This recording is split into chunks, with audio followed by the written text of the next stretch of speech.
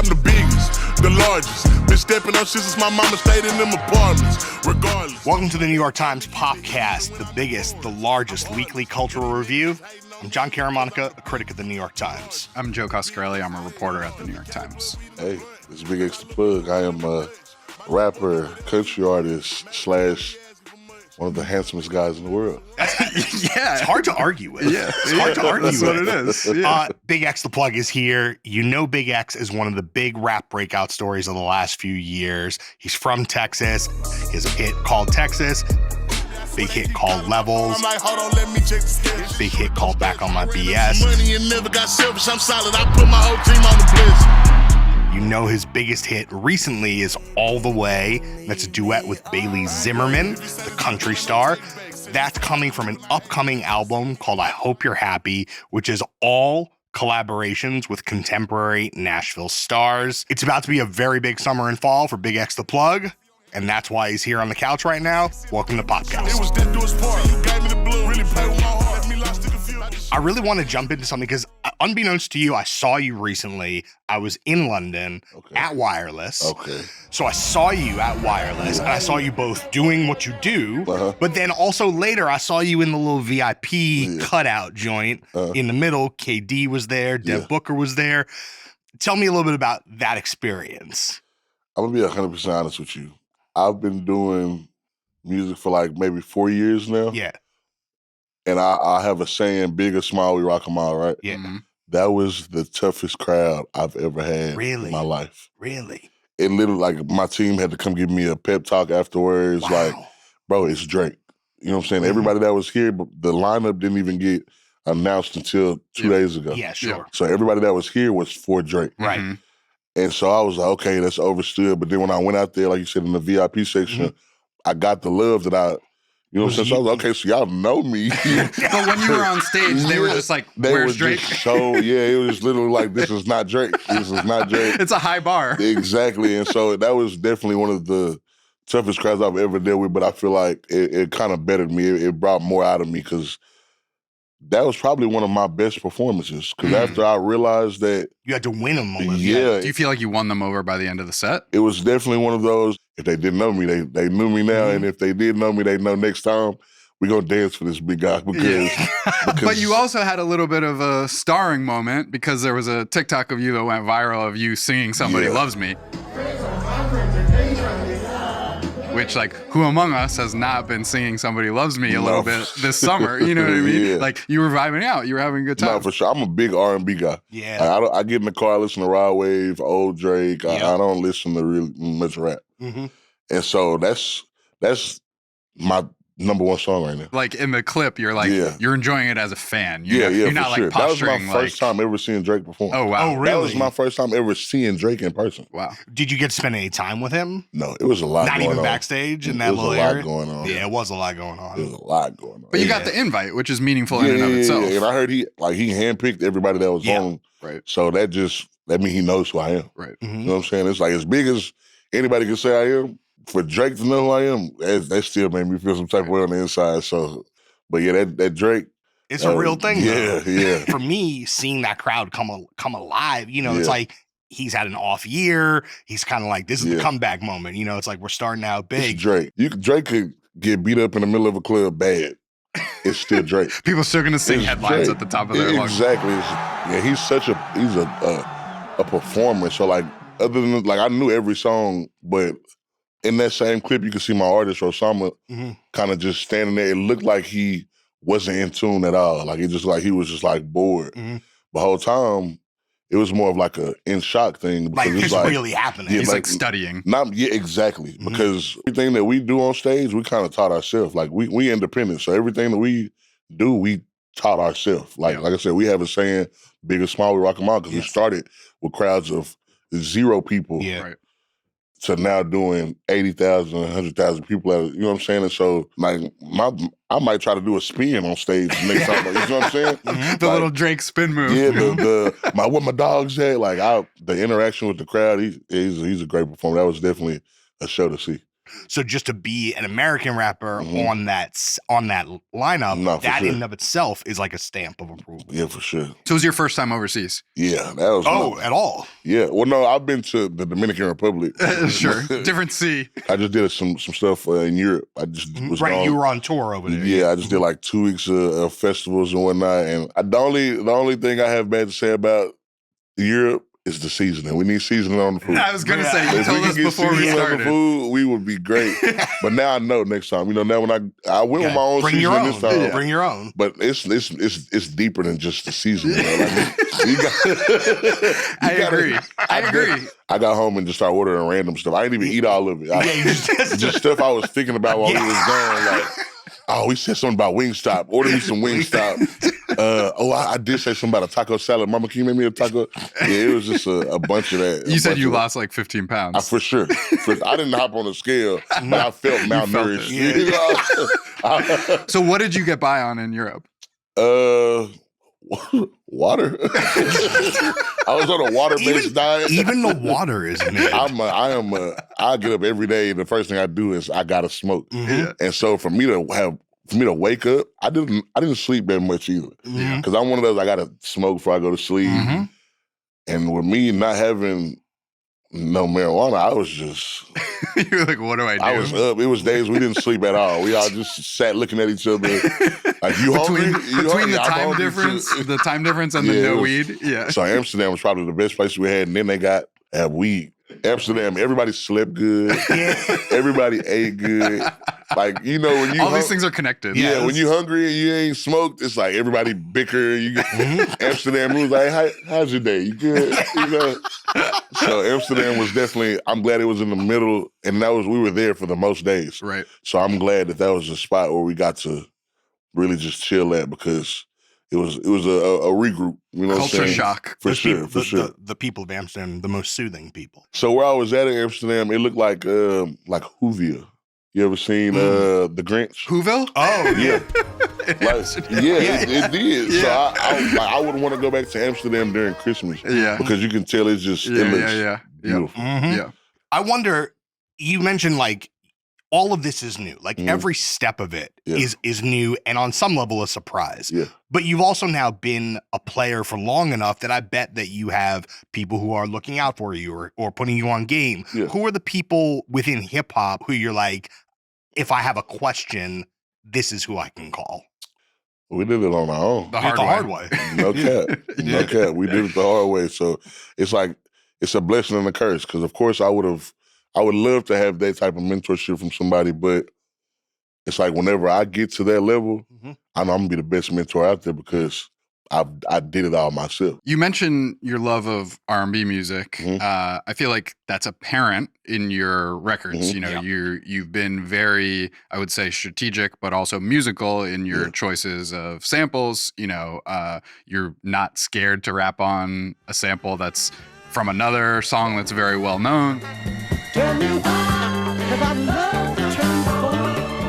Like you're willing to put your stamp on it. Came up from the bottom of the basement. Went from taking to giving, that's crazy. Turned up for my son, now I got a new baby. Might cop a Mercedes to give my old lady. Not grabbing no mic.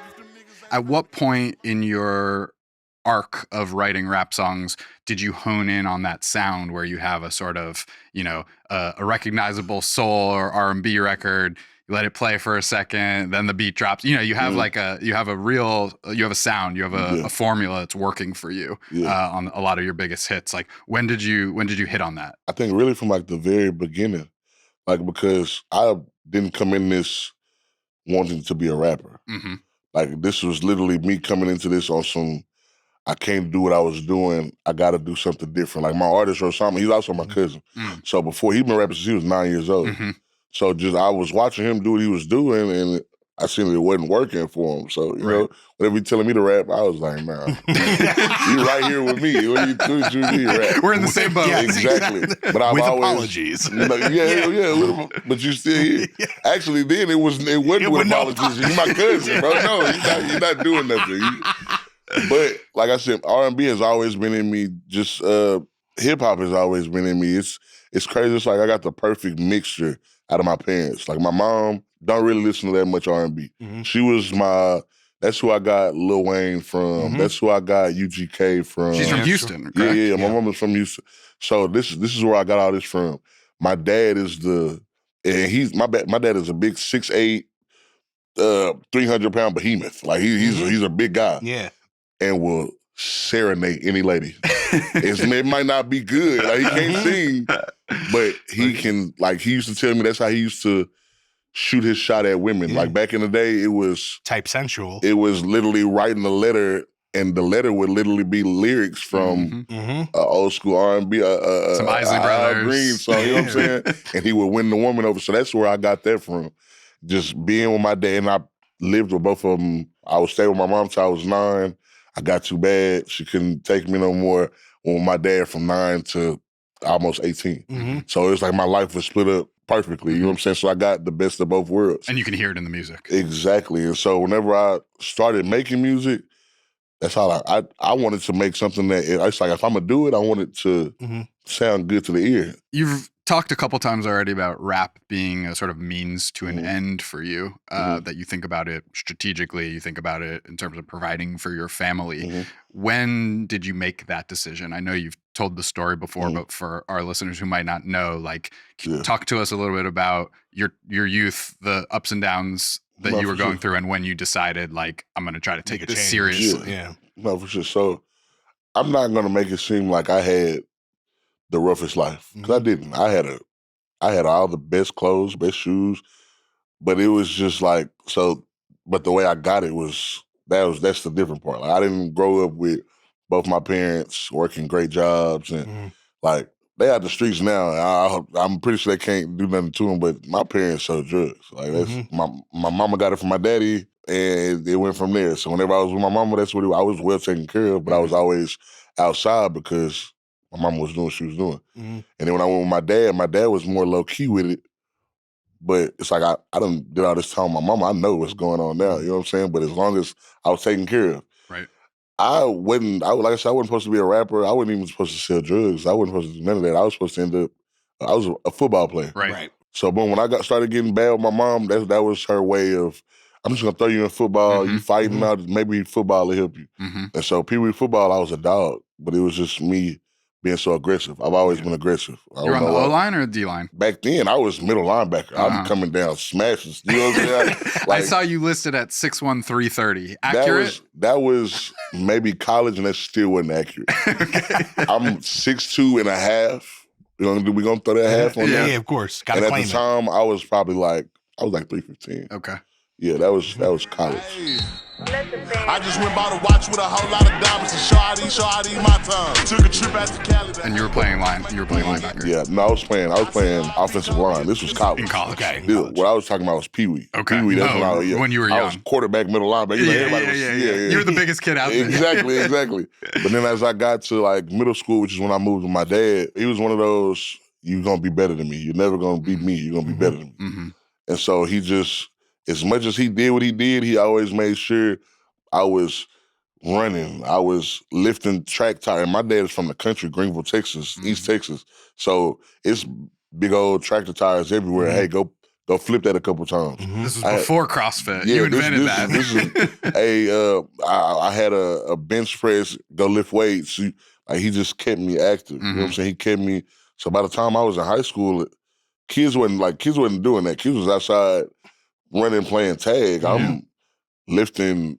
I'm lifting weights, flipping track tires. You know what I'm saying? So I was beyond my time. You know what I'm saying? So with that being said, I started getting big headed because you got to think about it. Yeah, when I'm with my dad, I'm his son. But when I'm in school, I'm a varsity jock who getting scholarships his sophomore year of high school. Man. Exactly. And that all went to my head. Yeah. I think that's why also I'm so humble now with me being an artist, because it got to my head.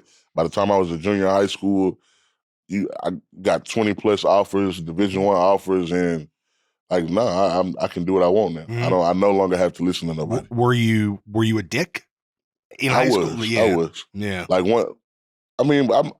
I was the cool guy. I was the crack jokes. You know what I'm saying? I was that guy. So I'm not gonna necessarily say I was a dick, but arrogant. But I was very arrogant, very confident, very, you'll never be as good as me. You know what I'm saying? I was Mm-hmm. that guy at practice. I bet I'm putting people on their head just because. Mm-hmm. And it's like, that's not what you needed from the leader that I was supposed to be. Mm-hmm. And like I said, they all got to my head. I ended up getting into it with coaches, got into it with my dad. At 16 years old, my dad kicked me out the house because we had a disagreement. Sure. You know what I'm saying? And his words is, "Oh, you smelling yourself." I never knew what it meant until, you know what I'm saying, I was kicked out. What did he mean? And he was basically, you grown. You feel like you grown now. Mm-hmm. You know what I'm saying? Once you reach a certain, like when you're a kid, you can't smell. You don't know, Mm-hmm. I need to take a shower. You know what I'm saying? You're just a kid. Yeah. I had got to that age where I was smelling myself. I felt like I knew everything. Mm-hmm. And he caught that. And he knew that the only way for me to bump my head was for him to let me. Yeah. Right. You know, because I would have been bumped my head. He was the only reason. He was protecting you. Exactly. He was blocking you from that. And he seen that he couldn't do it. You know what I'm saying? So he sent me to the Wolves. Mm-hmm. He did. And I And tried they got to. you. Yeah, they got me. Yeah. I tried to hold on, but slowly me talking back to my coaches, I ended up getting kicked off the team. Right. Because now I no longer have that dad that's coming up there punishing me. Mm-hmm. You know what I'm saying? So now I got kicked off the team. Boom, I lost probably majority of my offers right then. Yeah. You know what I'm saying? There was no way with me being as talent. And that's why the weight and stuff that it said, that's why I was that big. I was really more depressed at the time. I just didn't even know what depression was. You were eating your feelings. Exactly. Yeah. I started smoking weed. I never smoked weed until I got kicked off the team. Mm-hmm. Never. Because you were a serious athlete. Exactly, You exactly. You had something to fight for. So I started smoking weed. I was just more enjoying life. You know what I'm saying? Yeah. I had switched schools. I'm fighting more now because I'm no longer playing football. Can't. Yeah. But surprisingly, I still ended up making it to play college football. Mm-hmm. Right. Got there, and I thought me being away from home would shake me back. You know, because like I said, I felt like I was depressed before I even knew what depression was. Yeah, I just knew I was feeling some type of way. Yeah. But I didn't know what it was. Yeah.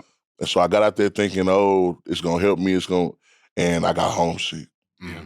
Because now I'm out here. I was already out on my own, but now I'm out on my own and I don't know nobody. Right. There's really no safety net at all. Exactly. Yeah. So now I'm back smoking weed, and then boom, it was like a JUCO D3, so it's like I'm still the best person here. Right. Mm-hmm. So I still had that mentality in my head.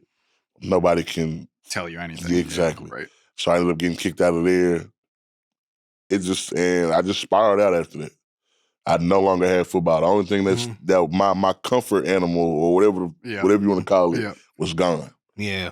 For good that For time, good. right? There's Like, nothing after there's D3. nothing- There's no nothing. recovering from that. Yeah. Yeah. So I was done. And so I just kind of spiraled trying to find not only myself, but just, I spiraled trying to find myself. Mm-hmm. When I could have just got right and I had all the help that I needed. You know what I'm saying? I've always had a very helping family, but they knew not to help me because it was going to enable me. Right. And between this spiral and me bumping my head, I ended up going to jail. Right. Went to jail a couple times. But the second and third time, the second time I sat in there like 4 months, and it's just getting up every day. It felt like football again, like a 2 days or something. Mm-hmm. Getting up every day, 4 o'clock in the morning to go make breakfast and lunch for thousands of other inmates. Some of them I'll never even see. Yeah. Just somebody constantly having to tell you when you can go lay down, when you can get on the phone, when you can. At first, I was very high-headed. What you mean I can't get on the phone? And then after a while, I started realizing that's authority. I have to you know respect what I'm it. saying? Or else I'm gonna be in the hole. You know what I'm saying? And then they always ended up putting me in a pile where it was a bunch of older guys. Mm-hmm. You know what I'm saying? So I would always go in there with that, you know what I'm saying, who I'm finna have to fight first. And the OGs was just like, bro, that's not it. Yeah. Some of us in here fight. We in here for life. We in here fighting life. We're not worried about you, bro. Yeah. Come sit right here. You need some noodles. You need a soup. What do you need? Because we're not gonna do that. We gonna teach you how to play cards. We're gonna teach you how to. And I feel like that's where I started calming down at that moment because I'm like, okay. And they really put me on a lot of game in there. Like, bro, I used to think I was the baddest. Like I would have walked in here, no smile. Right. I never smiled. I used to never smile. After all that happened, I stopped smiling. As a protective measure. There for was yourself. nothing. There was nothing funny to me. There was nothing. Nothing. One day, one of the older dudes that was in there, he was like, "Bro, you do realize when you mug somebody and make them want to get at you, it's like they know you the problem, so that's the problem that they want. Yeah. You come in smiling at somebody, they're not even gonna approach you on that. They're gonna think you a friendly old whatever. You're gonna disarm them. Exactly. The whole time you know what you're capable of. So why even? That's like you. Why you putting that energy? That's out like having there? a gun and telling everybody, "Hey, I got a gun. Yeah. So do something." Nah, just keep your gun tucked, and whenever they move, you let it go. Yeah. And so, boom, I learned that, and I just started learning other stuff after that. So by the time I got out the first time, I was a whole different person. Yeah. But I still didn't have nothing. Right. You know what I'm saying? To my people, they not seeing that I just learned something. They seeing, oh, you just got out of jail. Yeah. Back to your ways. Exactly. So I get out, and with me not having the support system, I went back to doing what I was doing. Yeah. But I was doing it in like for the better, because then, boom, now here's my son. I get out. During that time period, I get out of jail and immediately have a baby. Yeah. Wow. I was in there for 4 months. I was backed up. How old were you? I was what? 19, 20 at the time. I literally get out. I tell her, hey, we're not going to be together. I got to go back because I had like not a restraining order, but like the apartments that she stayed in, I couldn't, I wasn't supposed to be there. Right, like a keep your distance type thing. But all my clothes and stuff were there. So as soon as I get out of jail, I sneak over there, get my clothes, and we did what we did, and I left. Maybe 2 months later, she called me telling me, you're going to be a father. Yeah. Wow. Yeah. And so, boom, in my head, I'm sleeping on my granny's couch. I had moved back to Dallas. I'm on an ankle monitor now because I still got to come back and go to court. But when I'm going to court, where am I staying? Yeah. At these apartments that I'm not supposed to be at. Right. Of course, somebody catch me. Now I'm on an ankle monitor. Now they know my every movement. Sure. And then, boom, she called me and tell me that I got a kid and I can't be there. So how do you know? So now she's sleeping with me on my granny couch. You see what I'm saying? And I still just wasn't in the headspace. I just knew in my head it was I got to do something to provide. And that was probably the first time I've ever had a job. Like I kept a job. My first job was at like 17. I worked at Taco Cabana for like 3-4 months. Right. Maybe for like $7.75. Sure. This was my first real job. I feel like I worked at UPS. The longest I worked was, I think, maybe a year. I worked there for a year. And yeah, I got us off that couch. I got us an apartment. And then, boom, I go back to jail. You violated a probation? I violated. Well, really, I didn't even violate. I'm going to be completely honest. It happened. It's done. Me and some friends, we was doing some bad, finna take something from somebody. And in the process, my friend got shot 3 times in his back. And I ended up having to take him to the hospital. We take him to the hospital, and just they asking us all types of questions. What happened? Who did it? Who? I don't know nothing. We don't know nothing. Yeah. And they took everybody to jail. Boom, when me going to jail, I violated. That's right. Right there is a violation. Me going to jail right there is a violation. Getting locked up no matter what. Yeah. They shipped me back to Austin because that's where I was in jail. They shipped me back to Austin. I sit there for another 4 months, just waiting for court and whatnot. I finally go to court, and they give me time served on my probation. I was on 3 years papers. I did 2 years not smoking or nothing, and then I just did that one incident and all of that. It's like it had to happen. Right. That was the final wake up call. Got you right. Exactly. And so when it happened, and I sat in that cell for those, because then boom, in that process, I missed my son's first birthday. You know what I'm saying? So the second time me sitting there I missed my son's birthday. First birthday. I went crazy. Never forget that. I'll never forget that. That moment right there is why I'm here. Right. But it's interesting. You said something about your own father, which is that at 16, he basically threw you to the wolves. Yeah. And then, so you have from that time period to where we're talking now, that's like 4 or 5 years. Yeah. It seems like what you realized in those 4 or 5 years are, I shouldn't be with the wolves. Yeah.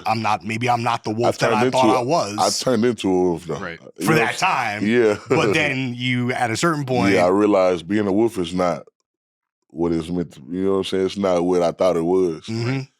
And so, yeah, like I said, I missed my son's first birthday, and that was probably the first time I've ever just went crazy. Like when I was younger, I used to have temper tantrums and all that.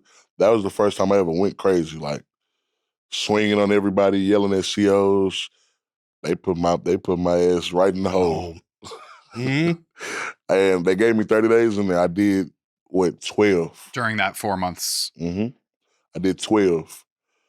12 days, and I had a court date, and that's when they gave me the time served. But in that 12 days, I went crazy. Mm-hmm. There's, like, they put you in there with nothing. Like, Solitary confinement. it's literally 23 and 1. You get 1 hour out a day, and that's if it's your day. Right. Mm-hmm. Like, because it's two separate sides. You got one side right here. It's a long hallway, and then it's like 6, 7 doors on this side, 6, 7 doors on this side.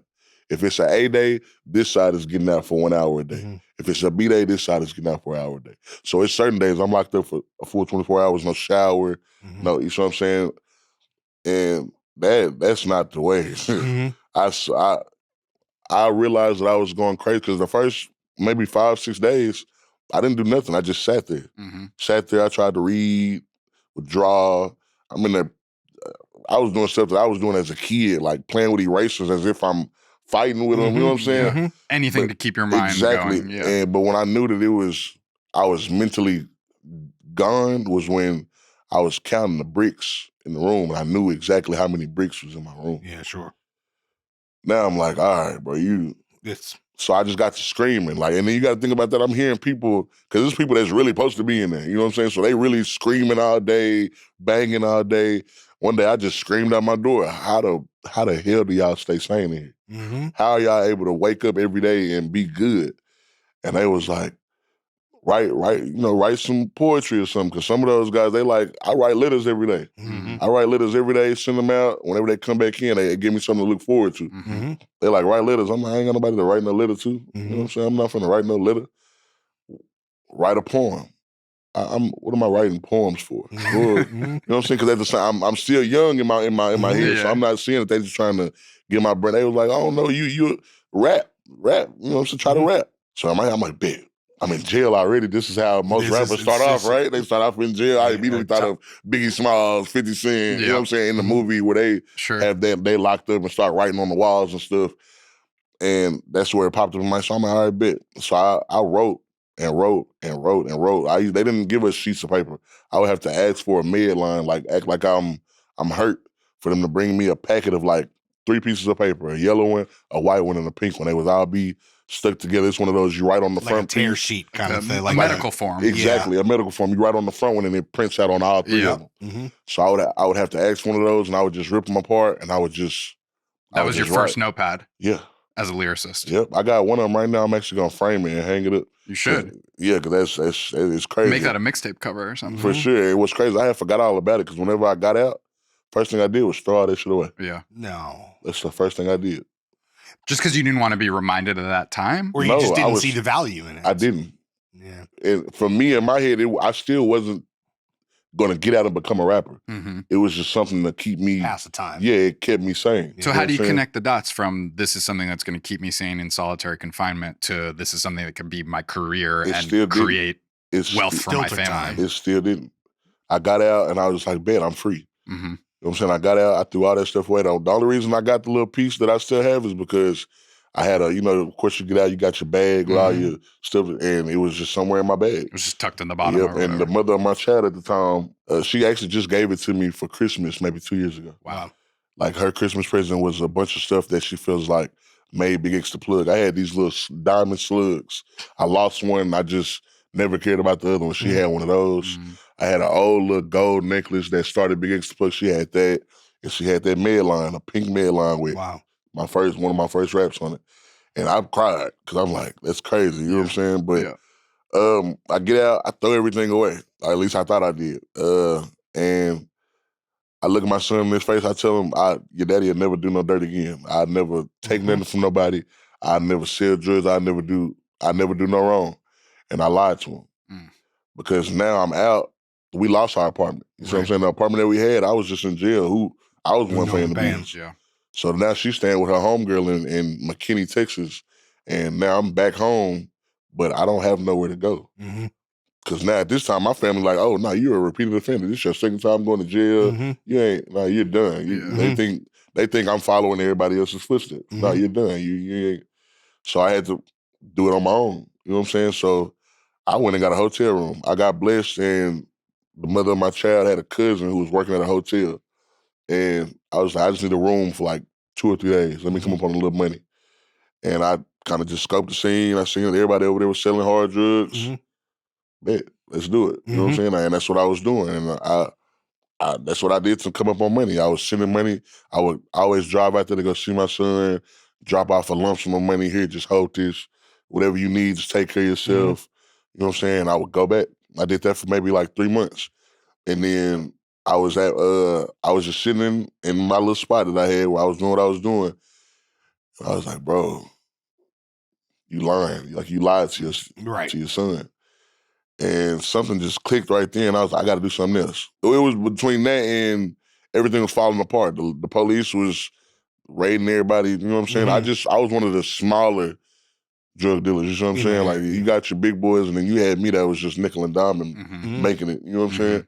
Just to get by. Just exactly. So to see all the big dogs get took away, I'm like, after a while, they got to be coming to get me. Yeah. So I just stopped.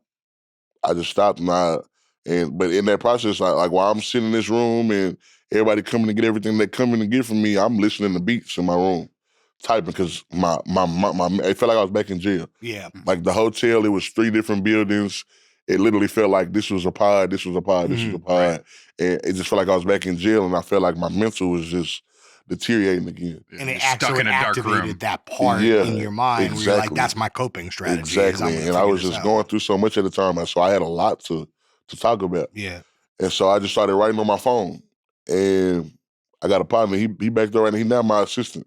He used to come and he used to see and he used to listen, and he basically watched it. You know what I'm saying? And so out of nowhere, I did what I had to do. Like all that lump sum of money that I was taking her, I was like, boom, get us an apartment. I'm done with this. This is done. We got that apartment, and I started rapping from right there. I would literally spend weeks at a time on a song, because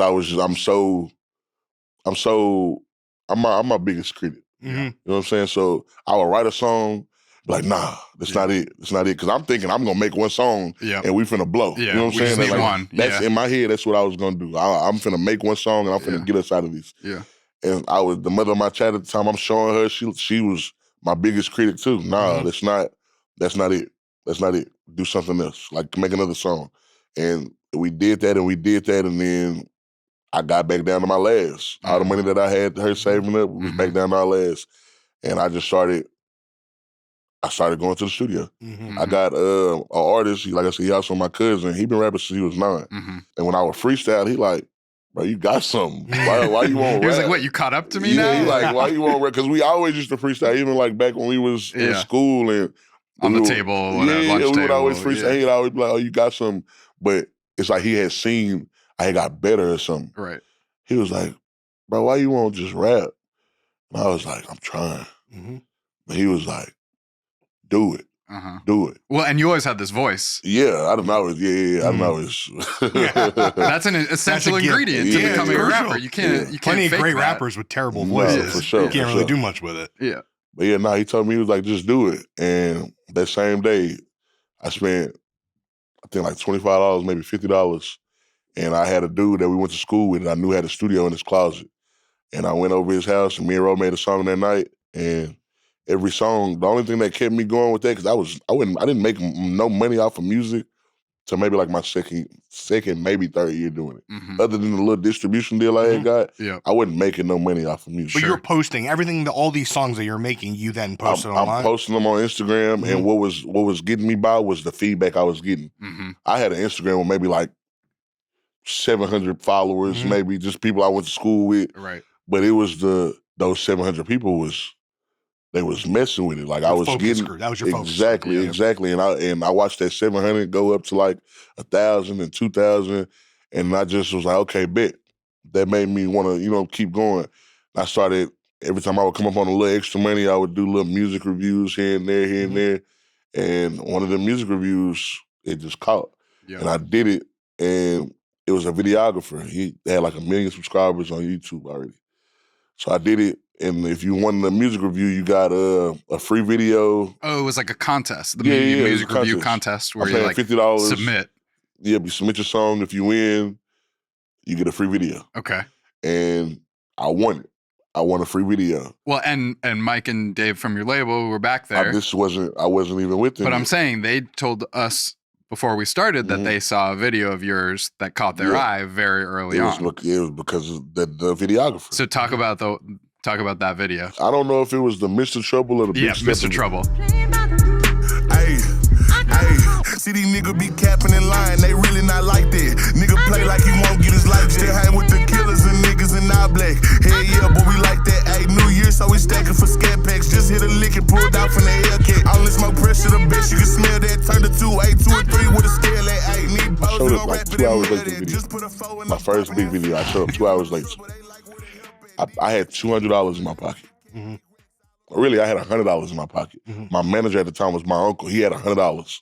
I said, bro, give me $100. I got $100 in my pocket. I'm finna give him this because I was 2 hours late. Yeah. Just me doing that, the relationship started right there. Right. Because he was like, bro, I done worked with rappers that's way bigger than you, and they never did that. Yeah. They shot the video. I posted it on Half Pint Films YouTube, and boom, it went crazy. Every label was calling. Everyone was calling. But I didn't know what I was doing. I've never been a rapper. I don't know what I'm doing. Right. So I immediately went back to football. If you don't properly have the grades or you don't feel like your skill set is there, where do you go before you go to a D1, a JUCO? So boom, I looked at as a JUCO. Let me go to this JUCO and better my grades and myself and know and learn. Right. And then maybe go. So you were saying you were treating your first record deal like you were treating a junior college. Exactly. But when I got here, I pulled a Cam Newton. We pulled a Cam Newton and we went JUCO straight to the league. Right. You know what I'm saying? 0 to 100. And yeah, we here now. You know what I'm saying? After that, it's just kind of like everything just went back to back to back. Were there other rappers in Dallas that you looked to and said, well, okay, they did it, maybe I could do it, as like even from a prior generation? I think the biggest rapper at that time that had a deal out of it was Yellow Beezy. But what about like the older Toom Big Tuck, like that era? That was like prior. He's too young for that. Yeah. Now you're calling me old? Yourself. You're calling me old? Unbelievable. He's calling you old with that blank look. I didn't say nothing. I'm just, I'm looking at y'all. I'm focused on y'all. It's interesting to hear you say how you were thinking about your songs, even at that early time before you were a professional, working them, critiquing them, working on songs for a really long time. That's not something that a lot of rappers your age do. People who are used to recording digitally, they get in the booth, they make something up, exactly, and then it's on to the next one, you know, and there's not songwriting. But when you hear your work, even from early on, it has a finished quality to it. It's you stick to the topic. You often, they're narratively tight. Your songs are thematic. They follow a conceit. They tell a story. They're specific without being overly specific. You know how to write in a way that's sort of universal, and it has a commercial quality to it. I mean, when I'm watching the NBA playoffs and I'm hearing the largest on every commercial break for a Wingstop commercial, I'm like, okay, that's a professional rapper. Even though not everybody walking on the street knows who BigXthaPlug is, they hear that song and they think like that's a professional rap song. I think that's something that has allowed you to work in country music now, where, country is a genre and an industry and a town in Nashville that's very much about songwriting and structure and tight boxes and, a verse is this and a hook is this and everything flows from the song title. And so seeing you work with Bailey Zimmerman. Down easy, if you're gonna leave me, baby, go and leave me all the way. If it's over, so fuck it. Just don't act like my love wasn't nothing. Like I wasn't the one you was holding that night, telling all of your secrets and hugging. Guess you right, it's too good to be true. Was a point, all I needed was you. But shit, time after time, I just fussing and fighting. It's time that you do what you do, and it's cool. Jelly Roll, Luke Combs, who's on this, and this new album that's coming out, like, it's a natural synergy, even though I don't think you grew up a country music fan.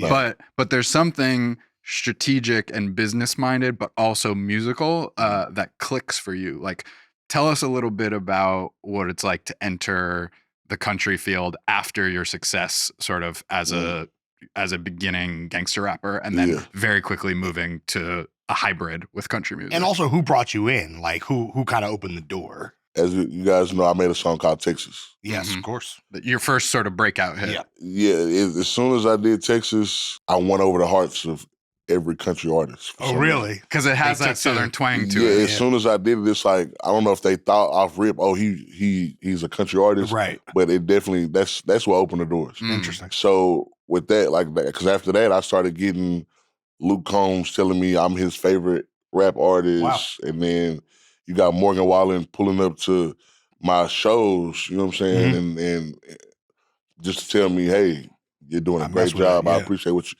So it was that was like, okay. It was like a southern affinity. Yeah, exactly. And so in my head, because those guys both told me, hey, we got to get something in. You know what I'm saying? It took me a long time to realize that, not saying that these guys did that, but just it took me a long time, like in the industry period, to realize that when a lot of guys say, hey man, we got to get something in, not many people mean it. You know what I'm saying? Most people don't. we'll get lunch sometime. Yeah, like we do that. We do that with our colleagues too. I never do that. So it took a long time, but whenever they said it, it was like, okay, I'm gonna make y'all stand on it. Yeah. You know, I'm gonna make y'all stand on it because I'm hearing how. Because at the time I knew Luke Combs, Morgan Wallen. I didn't know at the time. You know but now. But that was like my team literally described him as the Drake of country. Yes, I mean like at the time I'm like who is Morgan Wallen? Maybe taken from an article of mine. I had just found out who Shaboozey was. Yeah. You know what I'm saying? Like I didn't know who Shaboozey was until we made the song together. Right. We been rocking that shows, getting money and winning. I just went go trying to get me an Emmy, a Grammy, an Oscar, whatever come with. Matter of fact, take a shot, make it straight, cause the drink don't need no mix. What the fuck is this? I'm trying to get faded, baby. This ain't gonna do shit. The drink don't need no mix. Like when they sent, they was like, "Oh, Shaboozey sent the song." I said, "Shaboozey." What type of name is that? Hey, love you, brother. Love you. That's the homie now. That's one of my best friends in the industry. I'm not gonna say my only friend, but he's definitely one of my best friends in the industry. I can call him right now. He gonna pick up. You know what I'm saying? But Shaboozey, that was like after I did that, I got more love from more country artists. Then now we got.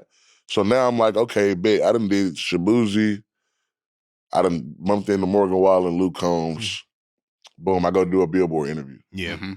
And I straight up say, I got a country project on the way. You just spoke it into existence. I want to talk about the country mixtape you mentioned. Is that going to be an EP mixtape? I ain't gonna say we experimenting, but it's like we've done songs and they sound so good that it's like, why not make a little body out of it? And I never had a country project on the way. I was just talking, because listen, it was a hard interview because I didn't even know I was gonna do the interview. And I was in the middle of a tour and it was a very emotional tour, you know what I'm saying? So, you were just bullshitting. Not even bullshitting, I was just, I wasn't thinking properly. Like they had just made me cry in the middle of the interview. Wow, okay. Damn. Like we were talking about some personal stuff. I was missing my kids and we had to take a whole break because I started crying during the middle of the interview. Wow. And then we come back and I'm just trying to kind of change the narrative and I got a country project on the way.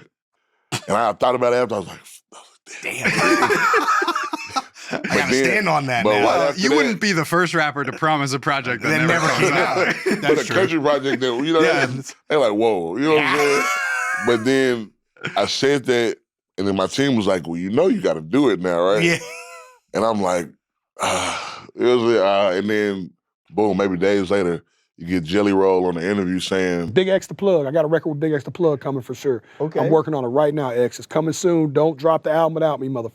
you know what I'm saying? Then we getting demo after demo from all these other artists, Ella Langley, Inc., and it's just like. You did some writing with Ernest as well. Yeah. I then went to Tennessee, sat with him for a long. Him, Charlie. Yep. Charlie Handsome, the God. Man. Just sitting in there and just, they talked, like before I ever sat in the room with any country artist, I was in there with them. You know what I'm saying? And so they kind of gave me the whole breakdown on what I was about to look forward to. Sure. Like, hey, this is what's going to happen. This artist is going to move like this. You know what I'm saying? This is how you got to move if you're going. And so, yeah, I've been to a lot of bars. You been to Losers in Nashville? I bet you have. Even if you don't know. I actually think I went there with Post Malone. Yep, that makes sense. That's Post Malone's Yeah, spot. Post He has a Malone. song on his country album called Losers. Oh, yeah, the Losers. So yeah, that was my first time ever. Like, I just know that across the street they have great quesadillas. Yeah. And so I love to go because I get quesadillas. I'm gonna drink something, and I've never smoked so many cigarettes in my life. Those guys know how to smoke a Yeah, cigarette. Man, I You love drink it because beer? I smoke. No, but Post has made it to where, like, okay, you don't drink beer. He got these little Welch's drinks that have alcohol in it. Okay. Oh. It tastes just like Welch's though. Okay. Yeah, he had me drunk at the thing, and he had a show in Detroit. I was drunk off the Welch's drink, and it tastes like juice, you know. But Drunk off the fruit juice. for sure. But now, when I said it, a lot of people was like, the response I got from the country lane, like all the artists that was just like, I need it, I want to be on it, and I was like, whoa. And you saw it as a commercial opportunity or an artistic one or both? Artistic. Okay. Because in my head, I was trying to, whatever I do, I want to be the best at it. You know what I'm saying? And so I feel like I'm not just a hip hop artist. I'm an artist. Yeah. If I could auto-tune some stuff up, I feel like I could be the best singer in the world. You know what I'm saying? sure. Like, whatever I do, I want to be the best at it. And so I want to be the best artist in the world. The only way I can do that is if I can show that I can do something other than rap. And go out to the world. Exactly. Like it's like touring Europe. It's like I got to go visit with y'all and see what you guys have going on. And so with me saying that and us doing the whole country, we was like, bet, let's do it. And so we went head first into it. And we worked at that. We probably been doing this country project maybe a year and a half. Yeah, I mean, people in Nashville that I was talking to about it last year, you know, or like Ernest and those guys, like they were already either submitting songs or had done sessions with you all the way back then. And at the same time, you have Take Care, your previous release. That took maybe 6 months. But that one was still growing and growing, and you put out the deluxe, and the songs are in commercials and movies and going up on streaming. So you sort of you could let that do its thing in the background as you worked on this new phase. But just still, I've never, ever spent that long on a project. Is that because of the different production and writing approaches of the Nashville people? The country music, for one, hip hop and country music, they both have the same base, which is storytelling. Yes, it all goes back to story. You can tell a good story, you can sell any record. Yeah. So with me, with that being said, but the country lane is still different. They put a lot more into it, and I think that's what made me love it. Like, it's a love-hate relationship. And I'm gonna be completely, it's a love-hate relationship. Yeah. I love the fact that they put so much into it, but I hate the fact that the process is so long. Yeah, and slow. They're very detail-oriented. For sure.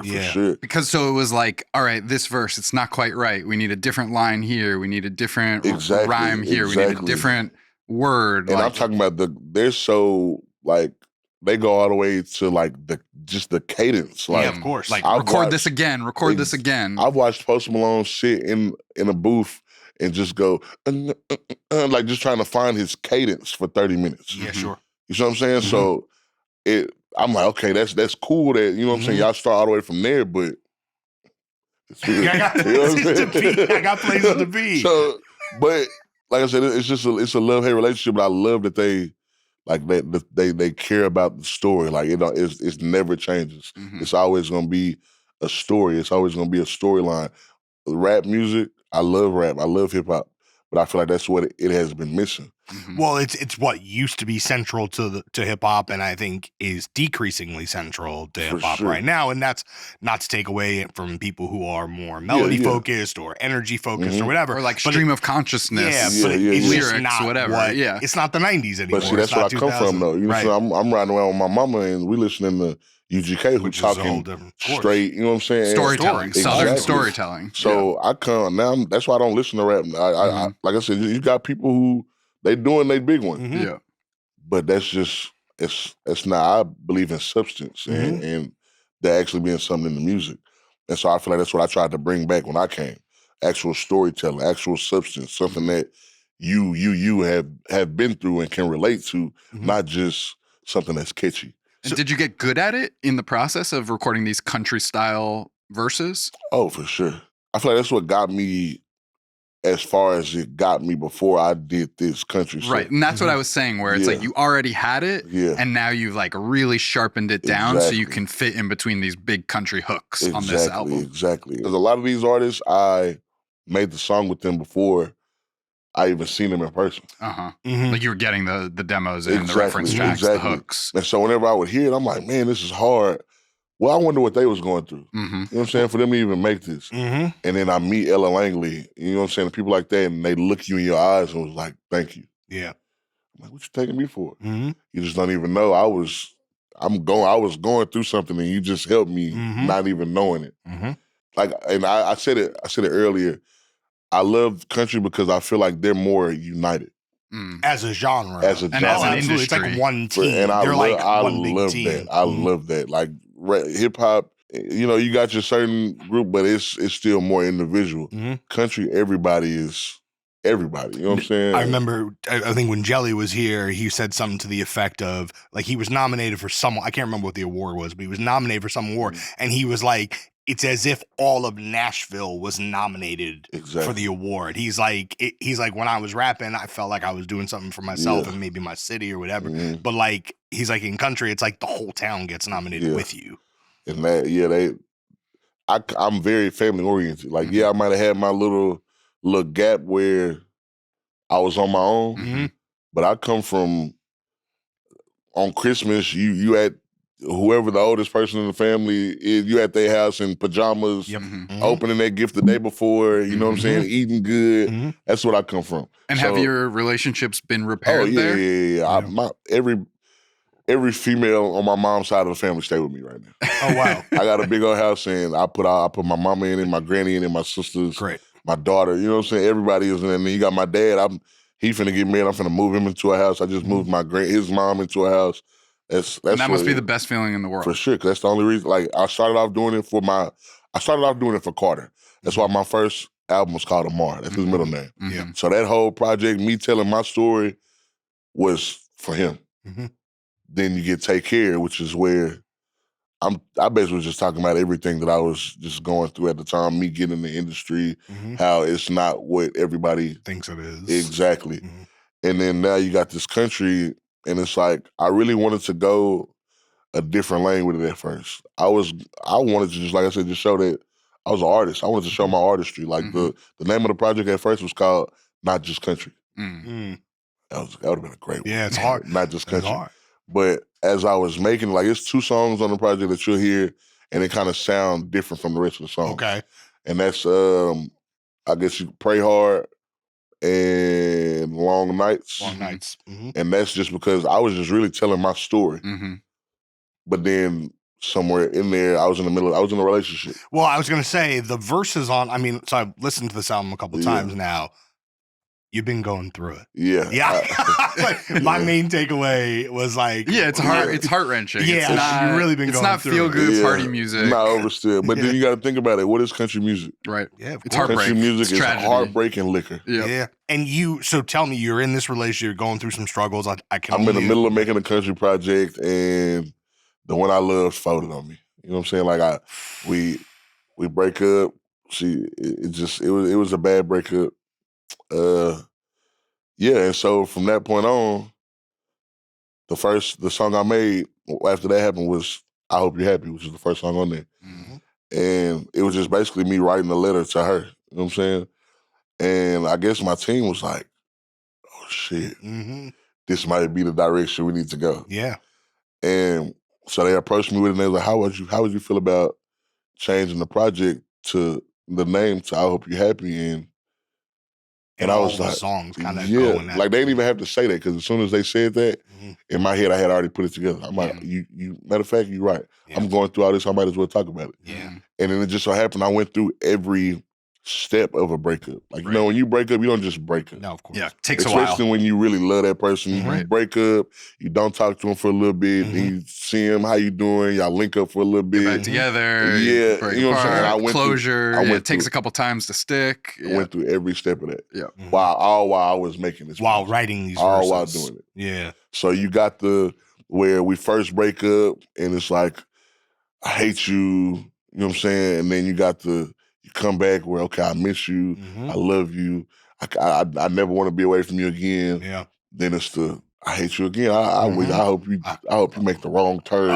That song is so funny. Man. That one is really funny. I hope you leave your car running at the gas station and someone steals it. Somebody steal your car when you go, you know?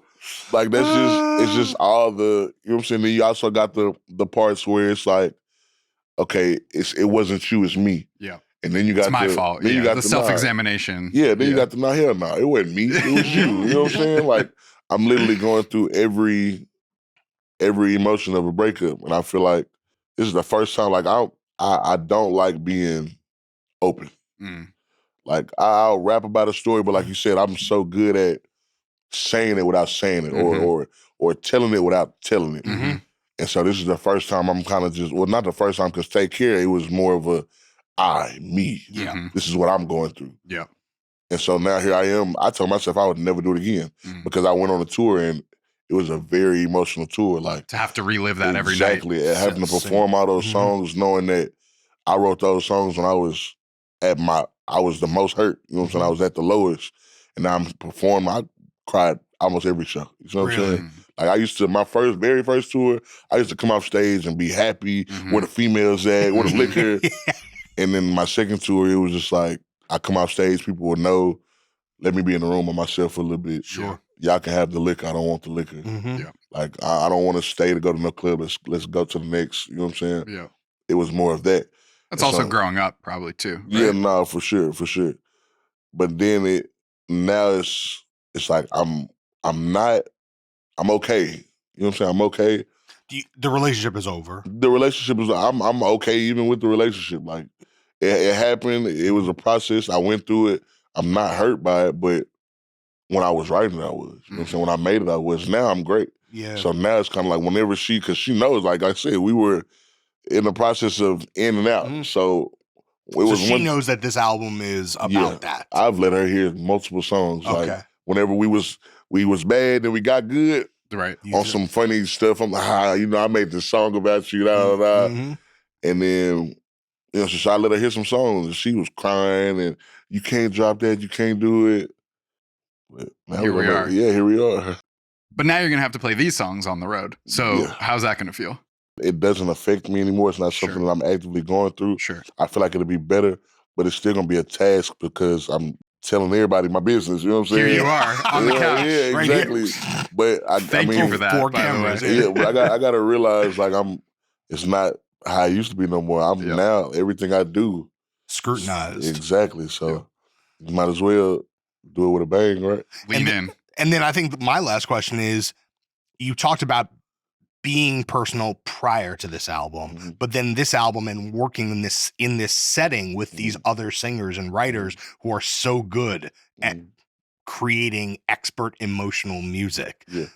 As you move on to whatever the next project is, that emotional intimacy, is that something you're going to keep accessing even about new stuff, or it's too much? I already told my team, as much as I've enjoyed this country back and I've enjoyed the people, I miss rap. You need to make a turn-up record. You just need to a record. I'm already working on my next album. Yeah, the whole thing. Like, after I'm done with the country, I got a label project I'm dropping. So because it got to the point in the country where, like I said, it's a long process. Yeah. So it got to the point where I could see my team deteriorating. Right. Like, you got antsy. Your friends got antsy. So I'm like, I asked my A&Rs, hey, if we do 1 or 2 great country songs a day, can we rap? You know what I'm saying? Can we rap for the rest of the day? He was like, yeah. So next thing I know, we done with the country project. And we done finished the label project too. Okay, great. You know what I'm saying? So multitasking. Yeah. So right after we dropped, once I dropped this, maybe 4th quarter, maybe the top of the 1st, we're gonna drop the label. And then I'm already starting on my next album. So. But look, I don't want to wish heartbreak on you again, but I'm just saying that should it happen 2-3 years down the line, at least you know you can make great art about it. Yeah, no, for sure. We at the point now where it's like, I've realized that regardless, stuff is going to happen. Yeah. Whenever I was broke and didn't have nothing, bad stuff was still happening. Now that I have money and it's better, bad stuff is still happening. So I just got to enjoy what I can. There you know what I'm saying? It's going to happen regardless. No lies were told. All right. So before we get to the snack portion, the actual fun part, we're gonna do a little bit of the Popcast lightning round. We got a deck of cards. We have 52 questions, one corresponding to each card. So why don't you pick? We'll do 3. So let's start. You gotta just pull one from the deck and tell us what it is. A 9 of spades. I think we know the answer to this question, which is what usually makes you cry. But maybe can I spin off that a little bit because we talked about it, you're crying. Parenting seems to be really moving to you, like just the act of being a parent. And I wonder if you could talk a little bit about the emotion. Yeah, what do your parenting. kids do that makes you cry? And also, Joe's a father. You know, I'm a new father. So. Okay, so like before I ever started rapping, my son was like so smart. He's still so smart. How old is he now? He's 6 now. Mm-hmm. But like my biggest year maybe rapping, I found out the same year that my son has autism. You know what I'm saying? And it's like he went from being very verbal, to just start deteriorating. Like he stopped talking, he stopped, you know what I'm saying? So me not being there, especially when I tell my son, you'll never not see me a day in your life. That's why I don't even like talking about it, man. Uh-huh. But that take a lot out of me because it's like I'm doing it for him. Right. So I can't really, you know what I'm saying? I can't stop doing it because then how he gonna eat. But now I got a daughter. Oh Lord. That's a whole other thing. How old is she? Oh Lord, she's 1. Okay. She's 1. My daughter's 18 months, so same boat. I made her first birthday. You know what I'm saying? So you're in the right direction. Exactly. And but now that I have a daughter, it's like now I'm doing it because it's like my daughter will always have the best. So I'm saying whenever she gets married, that man is gonna have to be the best. Good luck to him. Have to be, he's gonna have to be the best because she got a daddy. Show him this interview. Exactly, because she got a daddy that's gonna do everything for her. My son, everything that he could ever want. You know what I'm saying? He got. It takes a toll on me though because I'm not there. You know what I'm saying? And I feel like for me to be such a great dad, I should be there. Cause I would hate for me one day for me to supposed to be there and I can't be there. Yeah, of course. You know what I'm saying? Yeah. Cause that's gonna mess me up more than anything. But you're gonna find the balance. No, for sure. I really just need my daughter to get a little older. Yeah, she can come out on the road with you. Yeah, like Jelly definitely has talked about bringing his daughter on the road. But see, with my son, I just got to kind of realize like he got the best of everything. You know what I'm saying? So he's gonna be good. Autistic kids are they are the smartest kids in the world, smartest people in the world. So I know he's gonna be good. It's just it hurts me because I only started doing this for him. Right. And it's like now it's taking you away from him a little bit. Not even just that, but it's like, I think he's autistic, so it's always gonna be harder for him. So I did everything that I'm doing to make life easier for him. Yeah. And it's still gonna be harder for him. Yeah, sure. So that rubbed me wrong too. But yeah, everybody gonna have the best of the best. We're gonna be good. I hope you're happy dropping on the 15th. All right, pick another card. Hopefully we'll get a less emotional one for you. We got a fun one for you. All right. What do you got? A 9 of clubs. Pair. I'm winning. What sparks your jealousy? I don't think I'm a jealous person. At all. Good for you. And also, so none of the energy on this album that's like relationship breakup, none of that is sparked by jealousy. I'm in one of the songs, I'm literally saying everything that you didn't do for me, I hope he does for you. Like I'm but what about non-romantic jealousy? Like you ever see I've never a watch you want? Professional. If I want it, I do what I gotta do to go get it. Yeah, I've never hated on nobody. I love to see everybody win. Money is not gonna stop getting printed. Yep, that's so. Well, I mean, it might, but in this unusual political moment. Yeah, so anything could happen. Yeah, you're absolutely right. Could be all Bitcoin. Yeah, either way it goes, it's enough for it out there for everybody to get. So I just feel like, I'd rather encourage you to go get some money than to stop you from getting it. You know what I'm saying? All right, pick one more and then we'll eat a snack. Oh, favorite part. Yep. The snack. 10 of diamonds. All right. Okay. Oh, well, this is It's sort of a good connected. reaction. It's sort of connected to the theme of your album. Uh-huh. Are you on Raya or any dating apps to find the subject of your next songs?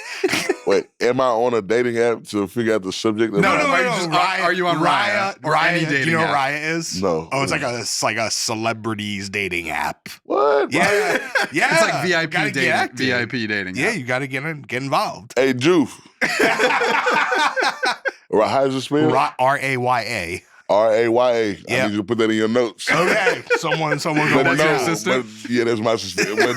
But no, I've never. I didn't even know they had that. So you never been on a dating app? I'm too busy. I'm using my assistant picture on Grindr trying to find something. Tinder. Tinder. There we go. No offense to nobody out there, Yeah, but it's but not. I've never been on Grindr. I meant to say Tinder. It was an accident. So I've never been on a dating app. Unbelievable. I just know the last one that I seen. I thought was a Grindr, or maybe I don't know. No, I don't know what it. If anyone is out there seeing you on an app, they're getting catfished. Definitely getting catfish. But if Okay. you see my assistant, you are getting catfish too. But it's when me. you show up, it's me. It's me. It's BigX. I'm trying to get it how I can, man. Incredible. Okay, but that's in the Notes app now for Yeah, someone. Raya. Right. We need We're gonna that. get you approved. You have to apply. You gotta and get then approved. Yeah, you So gotta it's get- like buying a Rollie from Rolex. You gotta. Yeah, you're right. No, it's more like buying a Ferrari. You know, you gotta like. It's like you I'm know. too big for a Ferrari. I'll never know what that is. You know what I'm saying? All right, but so on album like 6, when you come back, you'll be like, "Hey guys, I got on Raya. I met someone, didn't go so well, but we got 10 songs out of it." Yeah. Or she'll be the one. She might be the one. She might be the one. Could happen. Could happen. Are there any Raya success stories out there? You think people? We got to ask the vows section. They Yeah, do it's- wedding. They I'm do gonna go wedding. ahead. There's a Never wedding. heard of. See, the more you get in the industry, the more you find out. Because a dating site for famous people is crazy. That is crazy. We're glad that we can be the conduits of I that thank you. information. I thank you. I'm great. You're very welcome. Not only famous, let's just say elite. Like Define class. broad. known, Okay. quasi-known. They check like your Instagram before they got it. Oh, You I'm have to in the give me- know Not, here. I've never been on it, but just saying. No, I'm long married. Oh, he's never been on the show. Yeah, he's never done. I it. haven't dated since dating apps existed. That's basically. Jesus.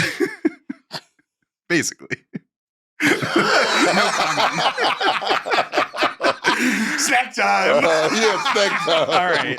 Every episode of Popcast, we close with a snack. We have a wide selection over there on the table. You walked in, you were a little stumped by it, I have to say. You were like, I don't even know what's going on There's a lot here. to look at. And I think you sort of like, you panicked a little bit, I did. but you picked these super cert sour gummies from Nervous. Malmo, They're Swedish. Swedish, yeah. I'm a little nervous about this. I don't love sour that much So you don't like sour or hot? or spicy. Yeah, Yeah, he has a gentle palate. I have a gentle palate. I was sensitive. raised tenderly. He's a What can I sensitive say? boy. I think these came from Maddie, Yes. friend of the show. Thank you for the gift. Big X about to tell you how If they they're are. good, out if of you 10. have good Yeah. taste. Do you want to choose your flavor? You're gonna go in blind. I'm Looks gonna like go in there's like blind. some red, there's some yellow. I'm just I gonna might grab go one. yellow They're because stuck yellow together. gotta be like yellow gotta be some type of lemon. They're large wafer, like I'll say, like a communion wafer, But it's a gummy. but it's though. like a Swedish gummy, I think. all right. I love a sour candy. That's like my go-to. Sour Skittles, Let's do a sour straws, Sour Patch. Yellow and a red, just All to right. really That's orange. whatever you say. X. All right, cheers. Is that yellow? Oh, it's yellow. It was just on the, It was on the on red. It was Red the plus light. yellow It was is like orange. through the prism of the light. Yeah. Oh, they're really tough. All That's right. that Swedish gummy. Or tough. Oh yeah, It's tough. a lot of labor to eat these candies. How did you bite that so easy? Shout out my orthodontist. Did a Strong great, teeth. did a great Oh, job. they're very A sour. diamond grill in my mouth. I can't even- My teeth is harder than a diamond grill. They're very sour. That's incredibly intense. That's good. It's The decent. flavor's good. Yeah. It just needs to be a little softer. I can't tell if it's stale or if this is how it's supposed to be. Probably still. Because as you chew it, it starts to get soft. But I think like Swedish gummy often It's like hard. they got tough. the little fish though, right? Yeah, okay. But no, you gotta go. those aren't there's a- actually Swedish though. No, you gotta go. They're There's just a called store that. downtown called Bon Bon, Bonbon. Yeah. and they'll give you like mixed gummy candies. Mm-hmm. Some of these, the work you got to put in, Yeah. the jaw work. Yeah. You know what I think it was? You're not supposed to bite it. You gotta just. I just sat it on my tongue. The rest of it, I just sat on my tongue, and it's like, Mm-hmm. Mm. Mm-hmm. I feel Just like the flavor is let good, it marinate. Yeah. yeah, like a You wanna know? yeah. Yeah. Yeah. Really good. Really good. Flavor's very. Here's the thing: we eat a lot of candy on the show. I think we're very used to candy that tastes artificial. Mhm. You know, like they're approximating a flavor. Yeah. This feels like an actual, Yeah. true flavor. Mm-hmm. Mm-hmm. The quality's high. Yeah. I'm gonna say a 9 out of 10. Yeah. It's really good. Yeah, I'm gonna give it like I'm an gonna give it an 8.5, 9. 8.5. I'm gonna give it an 8.5 because it was a little tough, Yeah. but maybe we just didn't properly eat it right. Because I think you're supposed to sit on your tongue. I think it's like a dissolved thing. Yeah. Like a slow. Yeah. Mhm. Like You a gotta Jolly- savor it. like a Jolly Rancher. Yep. Yeah, we're too American. We're just like, more, you know. Like, but I think, yeah, they're a more refined people out I'm there. pretty sure it's healthy though. Yeah. Like Yeah, no it's- red 40, no stuff like that. Yeah. I got an artist that look into all that type of Really? stuff. Like he doesn't eat nothing with red 40, blue 20, and whatever. Mhm. You know what I'm saying? We'd be doomed if we looked into all that. Yeah, I wish not to know what's in the things Yeah. that we consume. Really good though. Yeah, I'm always relieved when a friend of the show gives us a candy and they're Yeah. like, "You'll love this," and then we don't love it. Yeah. Yeah. I feel bad. It's a lot of pressure. I feel like it Yeah. compromises our potential relationship. Okay, with that but I person. think next time I come here, I'm gonna bring y'all some. I got like a little stash of exotic stuff in my house too. Oh hell yeah. Yeah. That's perfect. I Okay, got, so my favorite candy is Twizzlers. Uh-huh. Mhm. I got Twizzlers from Australia. Wow. I didn't even know there what were flavor. Twizzlers in Australia. I think it's like it's not a regular strawberry. It's Yeah. like a raspberry. I didn't even know that Twizzlers. existed. My booking agent, his name is Kyle Carter, and he know I love Twizzlers. One day he came to one of my shows, and Twizzlers are on my rider, Mhm. Mm-hmm. and he went into my Twizzlers and ate them. Everybody know you can touch the liquor, the fruit, anything. Don't touch BigX Twizzlers. And he touched my Twizzlers. I said, "You owe me." And he went to Australia and brought me back 2 packs of. He upgraded Australian- you. Yeah, Yeah. he did. All They were right. so good. So All right. I did not know Twizzlers was region. I know there was a regional Twizzlers. it don't look like a regular Twizzler. Like it Okay. looks like a, you know, the little. I don't even know how to say the word. The little rotoli noodles. I like the Rotini, Ro- like a yeah, rotini. Yeah, the little Rigatoni? circular. There you go, rigatoni. Rigatoni, Okay. yeah, It look yeah, like that, but it's but it's candy. yeah. Oh, Okay. interesting. We're learning new Who things. knew? See, you learned about Raya. We Mhm. learned about regional Twizzlers. Yep. Yep. This show, there's an Sound like unstoppable, a, That's what sound we like a do. pretty good unstoppable, trade to me. an unstoppable fountain of knowledge on Yeah. Popcast. BigXthaPlug, what a joy. Yes, sir. I Appreciate you being guys. here today. That is our show. Every episode of Popcast is at nytimes.com/Popcast. Get at us on YouTube, Instagram, TikTok at Popcast. Credits in bio. Thank you to the whole gang in the room and in the editing bay and in the audio suite. We'll be back next week. Hey, Big X, big stepper. Cut off my bitch, she was being too extra. The ops on my line screaming how they gon' stretch. But they stay in their place cause this shit'll get hit. No bodies we drop at the better they dress. I be quick to throw